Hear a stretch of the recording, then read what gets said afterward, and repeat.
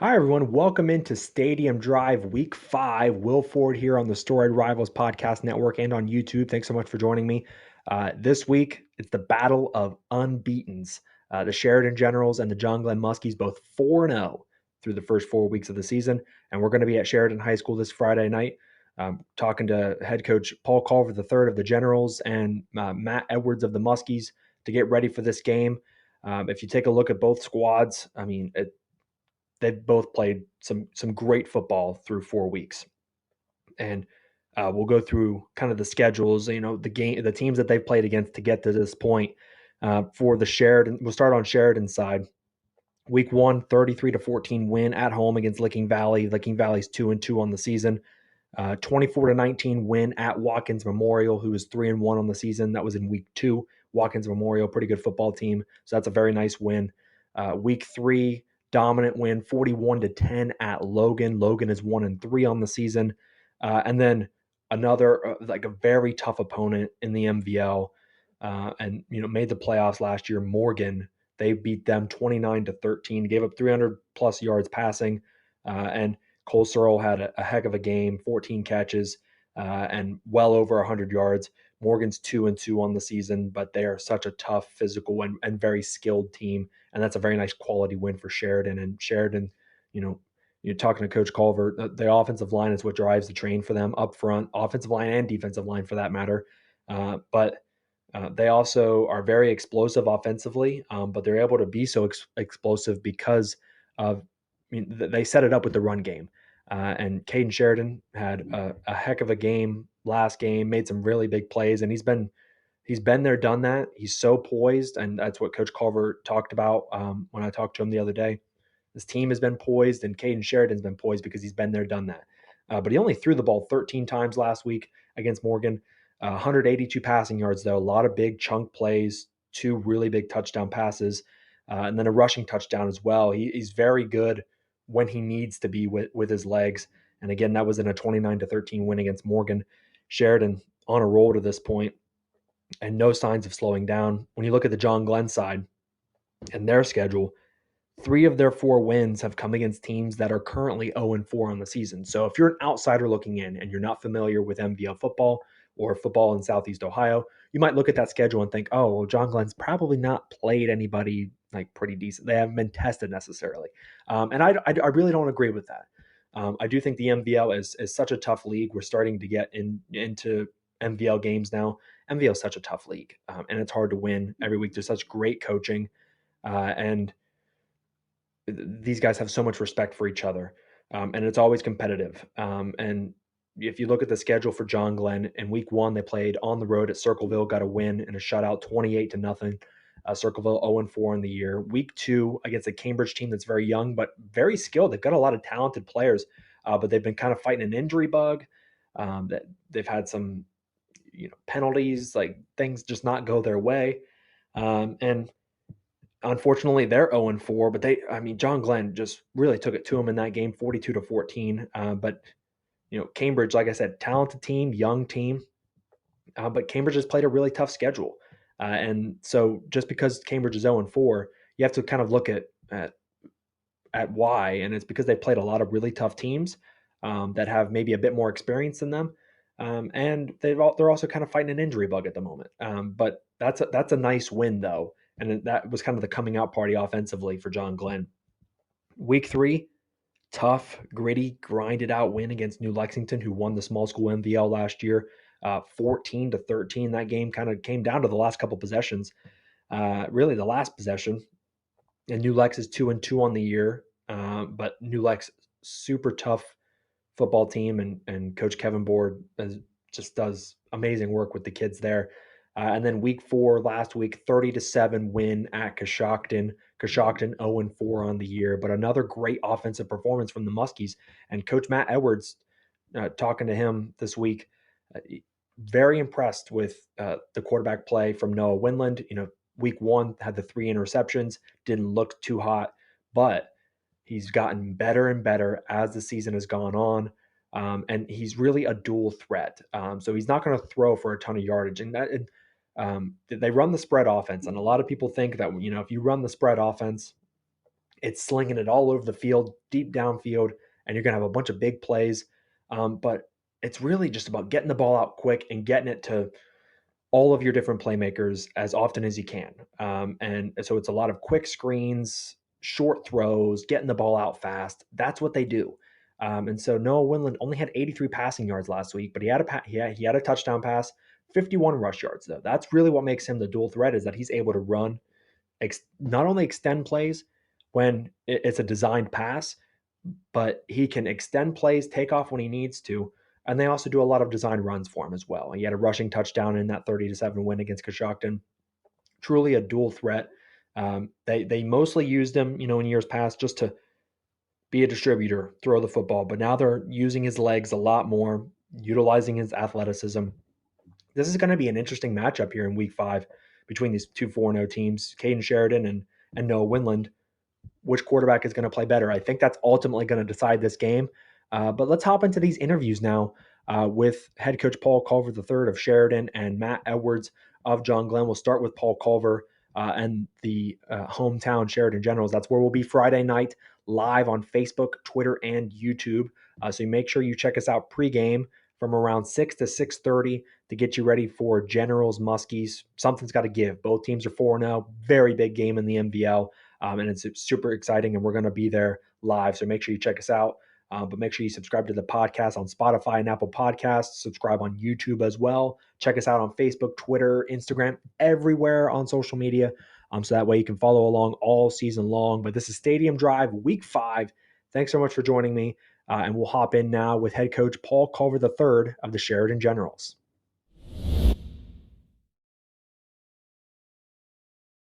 All right, we're here with head coach Paul Culver of the Sheridan Generals going into week 5. They're 4-0, and they're taking on the John Glenn Muskies, who are also 4-0 this week.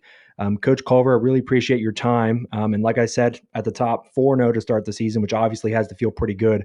But is there a part of your team that you're most impressed with through 4 weeks? I mean, I know you always talk about offensive line, defensive line play in the trenches is a big key for you, and you always want to be strong there. Obviously, defense is gonna be what wins you a championship and everything like that. But as far as through these first 4 games, kind of feeling out your team and seeing how everything looks, what are you most impressed with as far as your team goes?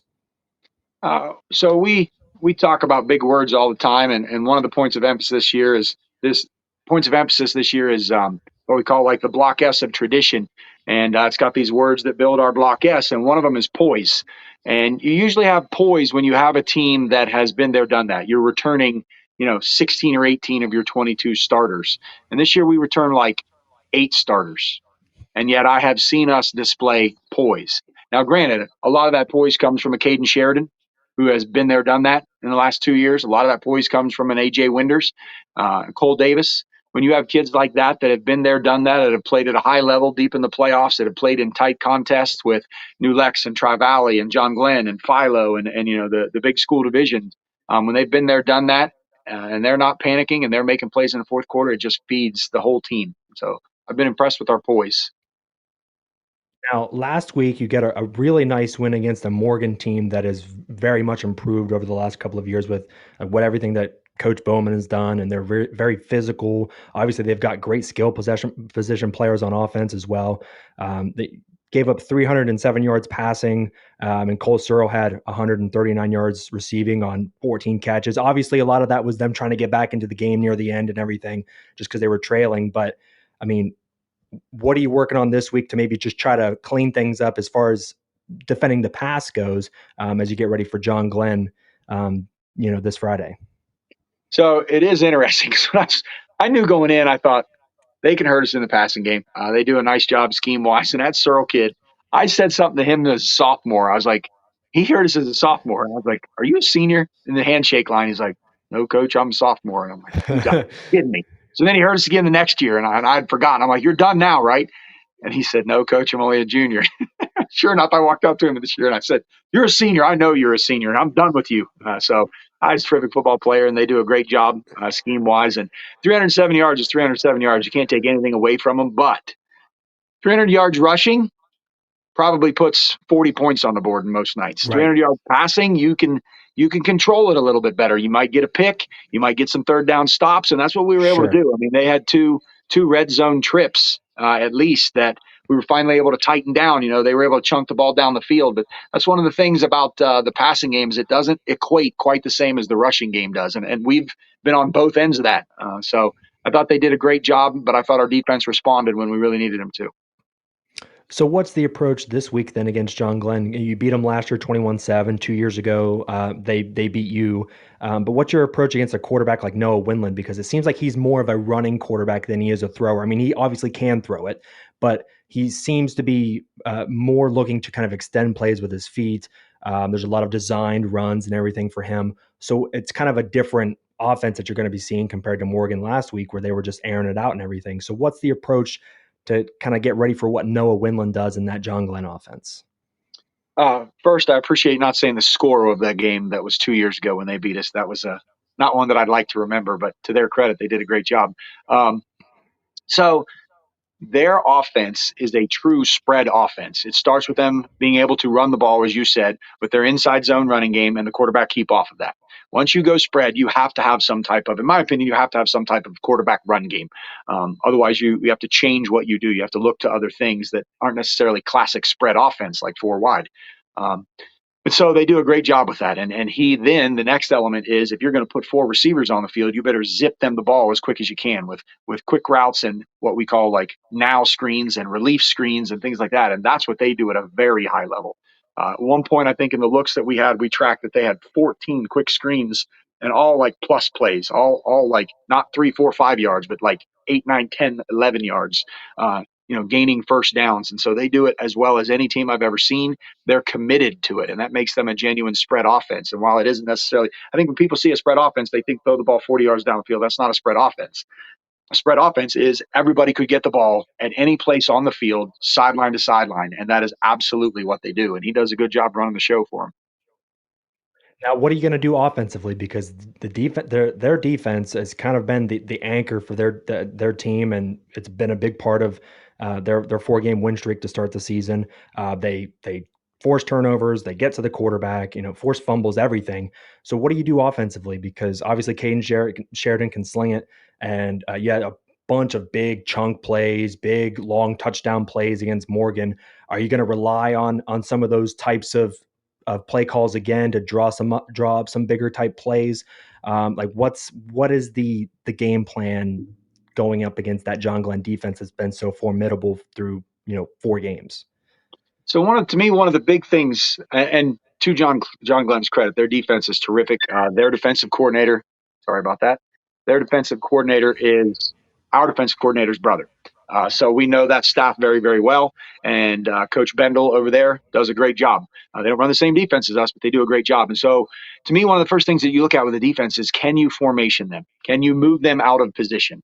That's to me a hallmark of any defense. Any good defense is like I can't get them out of position. I can't get their kids to line up wrong, and so you can't get John Glenn kids to line up wrong. Then are they fundamentally sound? Are they going to be able to get off blocks, run to the ball, and tackle well? And that's exactly what they do. And I know those are cliches, but unless you have absolute freaks at every position that just get to blitz and run around and play man coverage and sideline to sideline, you're going to be you're going to build a defense off of those things that we talked about. So, and they do it as well as anybody. Their kids play really well.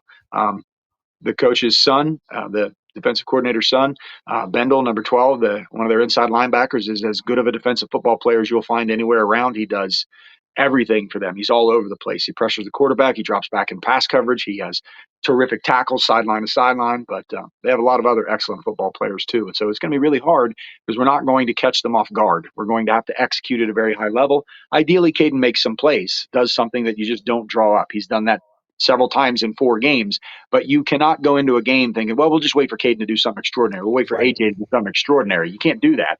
And so we like our game plan. Our offensive staff does a great job, but their defense is excellent. Well, we're very much looking forward to the game Friday night. 2 4-0 teams, so something's got to give. But hopefully, you can make it 2 in a row instead of this back and forth and everything. But we'll be there Friday night, and really appreciate the time. On a Wednesday evening. But best of luck this Friday. Thank you very much. All right, we're here with head coach Matt Edwards of the John Glenn Muskies going into week 5. Both teams, the John Glenn Muskies and the Sheridan Generals, are 4-0 going into this game on Friday night. And we really appreciate the time, Coach Edwards, joining us here ahead of week 5. But you're 4-0 to start the year, like I said. Obviously, I'm sure you're pretty happy with that. But what part of your team has impressed you the most so far this year? I mean, your defense, like you've talked about it kind of all season, like your defense is going to be the anchor for your team this year. And they played fantastic last week, forcing a couple turnovers, getting after the quarterback. Obviously, I know you love your defense, but is there a part of your team? Is there a unit? Is there something about your team that's really impressed you through 4 weeks? Yeah, I mean, obviously that conversation is going to start and end with the defense. We knew going into this year that'd be our strength, and a lot of seniors on that side of the ball who have played really well through the first 4 weeks, and we'll rely on them, as long as they can carry us. But other than that, we knew what we had there. But I think our offensive line is starting to gel a little bit. We have four juniors up there, only really one returning starter. I guess two returning starters. So we knew it would take a little while for those guys to gel, but they're starting to a little bit, and I feel like our quarterback's been very consistent. Offensively, we're getting better every week, and if we can put that together with our defense, we're excited about what we have. Yeah, you mentioned your quarterback play being very consistent, and like Noah is kind of a dual threat. Obviously, he can throw it, but he's also been very good at extending plays as well, running the football. What have you liked most about the way that he's played through 4 games? Because obviously, like you said, he's been playing better every week and getting more consistent. I think it's his toughness, his mental and physical toughness. He obviously had a rough week 1, with some poor decisions and turning the football over. And ever since then, I think his decision making has been really, really good. And not having those turnovers. And then we've used his legs a lot more than we have in the past, and he's gained some tough yards for us. And just as the quarterback, a lot's put on your plate, and I think he's done a great job for the first 4 weeks of managing that, and giving our team a chance to win. Yeah, and so now looking at Sheridan this week, Coach Culver, talked to him yesterday, and in their game against Morgan, they gave up 300 yards passing, and Cole Searle is a great wide receiver for Morgan, so they had a tough test going up against that passing offense. But he said though that 300 yards passing, giving that up is much different than giving up 300 yards rushing. Like you can probably give up 300 yards passing and still turn out okay and win a football game. But if you give up 300 yards rushing, it's a much different story and you have less control over the outcome of a football game. So what's your approach offensively this week? Because obviously I know you've said before you like to spread guys out so that way it opens up things for the run. Is that kind of the approach this week, is run the football and try to control the clock and do everything that you can to keep the explosive Sheridan offense off the field? Yeah, I think that's the secret. When you're effective rushing the football, time of possession is usually going to favor you, and as long as you have the football, it means they don't, and that's going to help you down the road. Obviously we're going to do whatever they allow us to do. We obviously want to run the football, and we think our tailbacks are pretty good, and we like our offensive line right now the way that they're coming together. But in order for them to be successful, we also have to be able to get the ball in other places. So as the game goes and as the flow happens, we'll figure out where we can try to find some advantages and take advantage of those. But ultimately going into it, we know we have to be able to run the football to have a chance Friday night. Now Sheridan's offense, they had 2 scores last week of play. There were plays that were greater than 40 yards, and so they're obviously pretty explosive. So defensively, I mean, what's the key as far as defending the pass? Because they have some very explosive players. I mean, Caden Sheridan's a great quarterback. AJ Winder's a terrific wide receiver. They've got some good skill position guys. What do you do to try to limit big plays defensively, so that way your defense doesn't get worn down and everything? Well, I think those big plays happen because teams have to stop the run. Obviously Sheridan has been known for a long time about being, a downhill, run the football type football team, and when you commit extra guys to stop that, that's when those big plays happen in the passing game, and they do a great job of taking advantage of your, willingness to try to bring an extra guy into the box or whatever it may be, and so our biggest thing is we got to be able to stop the run with our base defense. That way we can be strong, both in the box and in the secondary. Because if we're in a situation where we can't stop the run and we have to, commit an extra guy or two, that opens up the secondary for those big plays. And, ultimately it starts with controlling the line of scrimmage and stopping the run. Now, what's it like coaching against Coach Culver? Because obviously you've had some great battles over the years. Last year, they won 21-7, but then a couple years ago, you shut them out. So you've had some battles over the years, but what's it like going up against Coach Culver and kind of that chess match and just, figuring out how to just be the better coach that day against him? Because obviously he's a great coach. You're a great coach. Like, what is it like just going up against him? The good news is they are who they are. I think this is year 8 of us going up against each other. So, we know what we're going to get from them. They know what they're going to get from us. And I have a tremendous amount of respect for Coach Culver and his entire coaching staff and program. We have several relationships within the staffs. My defensive coordinator, Mitch Bendel's brother's on his staff. Mm-hmm. One of my best friends from high school or from college rather that I played baseball with is on his staff. So, there's a lot of friendship among the staff as well. It's not just the competitive rivalry that you'll see on Friday night, but and between Coach and I, he might be the one guy in our league that I talk to the most outside of the season. Just a great guy, great human being, a better person than he is football coach, which is saying a lot. And we have a tremendous amount of respect, and I'm excited to go over there every time we get a chance to, because what you said, it's going to be a great atmosphere and a great football game, and anytime we get to line up and test ourselves, it's something that's exciting. Well, we're looking forward to seeing the battle on Friday night, but I appreciate you taking the time to chop it up about week 5. Both teams undefeated, John Glenn and Sheridan. So get to 5-0, stay undefeated, and best of luck Friday. Thanks, Will. We really appreciate it.